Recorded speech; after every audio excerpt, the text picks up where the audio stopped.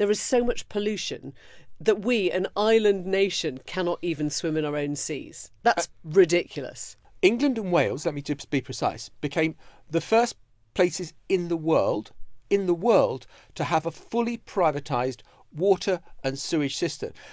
It never was popular. It was always seen as absurd. The biggest water company in Britain has a debt of 14 billion and no way of paying it down. And we think that Thames Water is about to go into administration. This is just an absolute classic example of where privatisation goes wrong. There is no competition in each region for the water companies. The company is owned by a number of pension funds and sovereign wealth investors, including the BT Pension Scheme, the Canadian funds, OMERS and British Columbia Investment Management Corporation, the China Investment Corporation, the UK Lecturers Fund, the USS.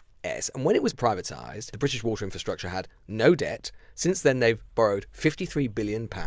Much of this has been used to help pay some £72 billion in dividends. Interest rates are now rising rapidly. And what have we got for it? We've got a water system which has huge problems in terms of the quality of the infrastructure, leaks, relatively little new investment, and a situation where consumers are now facing enormous spikes in their water bills just at the time when everything else in terms of cost is going through the roof. Do you remember when waterborne diseases used to sound like something from the Victorian era before we discovered last year there was actually shit in our sea? Right? Yeah. I mean, that's where we are now.